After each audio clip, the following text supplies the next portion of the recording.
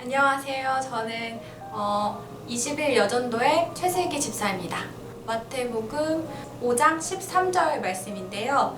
제가 읽어드리겠습니다. 너희는 세상의 소금이니 소금이 만일 그 맛을 잃으면 무엇으로 짜게 하리요? 후에는 아무 쓸데없어 다만 밖에 버려져 사람에게 밟힐 뿐이니라. 말씀입니다. 사실 저는 그 전에 제가 좋아하던 말씀이 있었는데 그 말씀에서 이 말씀을 바뀌게 된 이유는 어떤 사건에 관계된 일인데요.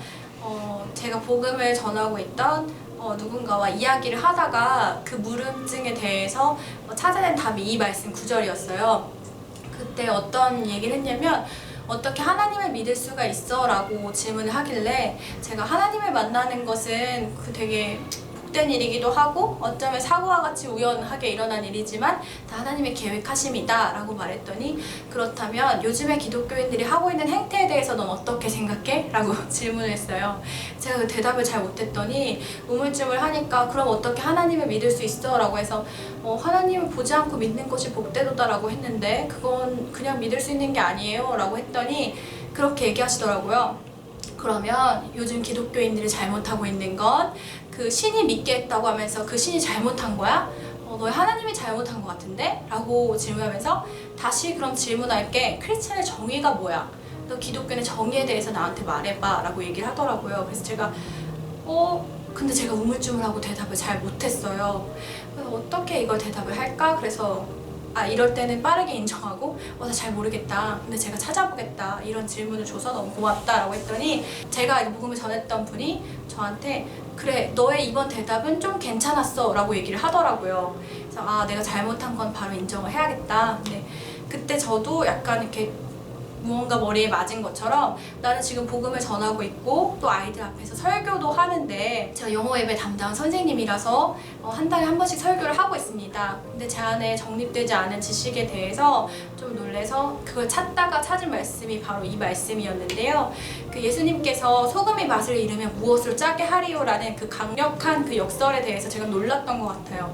소금은 맛을 잃을 수가 없는데 어떻게 소금의 맛을 잃니? 라는 거에 대해서 제가 크리스찬으로서 기독교인으로서 내가 그 정체성을 잃으면 무엇으로 그 정체성을 찾을 수 있을까에 대한 대답이 이 말씀이 되었고요. 그래서 제가 찾은 게 나는 그럼 어떻게 소금으로 살 수 있을까? 라고 했더니 저의 정체성을 잃지 않는 건데 하나님이 제게 주신 말씀은 하나님을 사랑하고 이웃을 사랑하는 그 정체성을 잃지 말아라. 무엇을 하여도 그것을 잃지 않아야겠다라는 생각을 많이 하게 됐고요.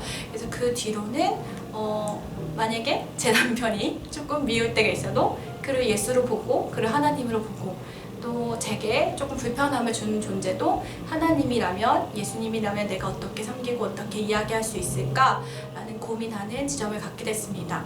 그리고 반대로 다른 분들한테도 당신에게 기독교인의 정의는 무엇인가요? 라고 질문하게 됐어요. 근데 물론 조심스러운 질문이기도 하고 또 다른 분들에게는 유쾌하지 않을 수 있어서 제가 이제 속으로만 이렇게 생각하고 다니는 건데 앞으로도 저에게 기독교인의 정의는 소금과 같은 것, 또 빛과 같은 것, 그것을 내가 지키며 살아야겠다.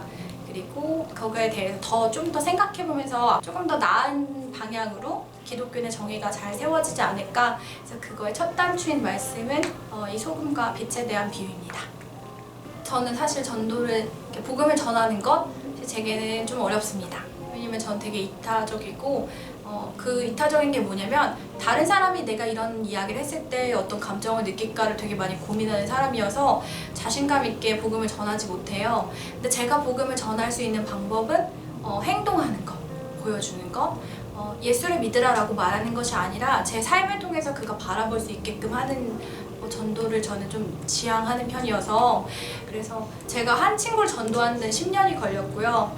지금 저희 교회에 다니고 있는 저의 귀한 친구는 5년 넘게 복음을 전했습니다. 그리고 제 옆에 있는 제 대표님에게는 지금 3년 넘게 이야기를 하고 있는데요. 저는 되게 오랜 시간 걸려서 한 분 한 분 이렇게 복음에 대해서 제 삶의 태도를 보여주는데요.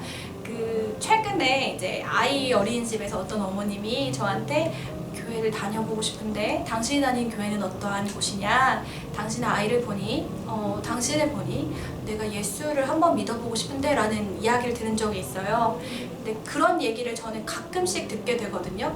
그럴 때 되게 힘이 되고, 어떤 사람들은 저한테 너무 착하기만 해서 위선적인 것 아니야? 라고 말하는 분들도 있었어요. 근데 제가 이렇게 삶으로 할 때 그렇지, 내가 바뀌면 안 되지, 내 정체성이 그러하지 라고 갖고 있다 보니까 그런 거에 흔들리지 않고 저는 하나님을 사랑하고 그리고 이웃을 사랑하는 삶, 이 삶을 내가 꼭 이렇게 쭉 이어가야겠다, 그럴 때 감사함을 느낍니다. 물론 어쩔 때는 조금 마음이 아플 때도 당연히 있고 상처받을 때도 있는데요. 제 장점 중에 하나가 좀 빨리 잊어버려요. 그래서 빨리 잊어버리고, 그리고 이렇게 저는 이렇게 떠오르기와 가라앉기라고 저 스스로를 명명하는데요. 좋은 부분, 그 사람에 대한 좋은 감정과 좋은 기억으로, 그 사람은 이런 사람이야, 그래서 그러한 행동을 했을 때 이런 이유가 있을 것이다 라고 하면서 좋은 부분을 위에 이렇게 딱 뜨고요.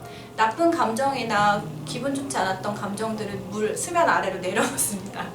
가끔 이렇게 휘잡고 올라올 수도 있는데요. 그때는 또 예수님이 더 기도하라는 건가? 네, 그럴 때가 있습니다. 보통 저는 감사하면서 기쁘면서 살고요. 최근에 알게 된 건데, 영어 예배에서 신혜가 저한테 최세기 선생님 너무 좋지 이러면서 너무 착해, 그래서 애들이 말을 안 들어 라고 얘기를 해서 제가 내가 착한 거를 그러니까 다른 애들이 아는구나. 네, 저는 사실 착한 사람은 아니고, 네, 근데 타인이 어떤 감정을 느낄까 기분을 느낄까만 되게 고민하는 사람이어서 그렇게 비춰지는 것 같아요. 근데 그럴 힘도 다 하나님이 주셔가지고, 그리고 사실 어렸을 때부터 너 왜 이렇게 많이 웃고 다녀를 많이 들었는데 제가 웃고 다니는지 사실 전 잘 모르거든요. 타인이 이제 한 번씩 얘기해 줄 때 아는 건데, 제 안에 기쁨과 감사함을 하나님 많이 주시는 거라서 네, 그런 것 같습니다. 네, 감사합니다.